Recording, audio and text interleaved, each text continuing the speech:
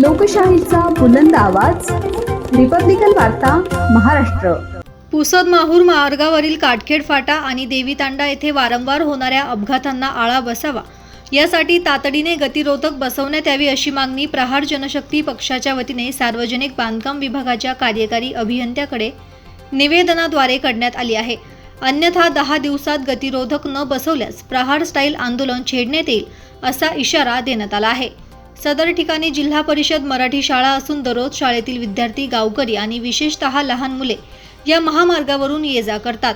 मात्र भरधाव वाहने गेल्यामुळे त्यांच्या जीवितास मोठा धोका निर्माण झाला आहे। याआधी दिनांक 7 मे 2025 रोजी गावकऱ्यांकडून देखील याबाबत निवेदन देण्यात आले होते, परंतु अद्याप कोणतीही कार्यवाही करण्यात आलेली नाही। ही अत्यंत गंभीर बाब असल्याचे प्रहार संघटनेचे म्हणणे आहे।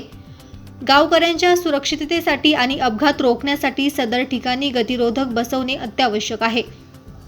वेळोवेळी निवेदन देऊनही दुर्लक्ष केले जात असल्याने आता आंदोलन अपरिहार्य असल्याचे प्रहार जनशक्ती पक्षाच्या पदाधिकाऱ्यांनी स्पष्ट केले आहे।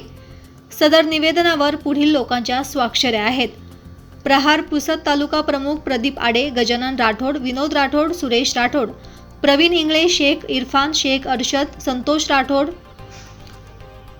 मोईन सलमान खान, सय्यद नूर, जीवन राठोड, लव जाधव, शेख इम्रान आणि इतर कार्यकर्ते। रिपब्लिकन वार्ता न्यूजसाठी Vidarbha उपसंपादक Rajesh Dhole, Yavatmal. Subscribe now and press the bell icon. Never miss an update.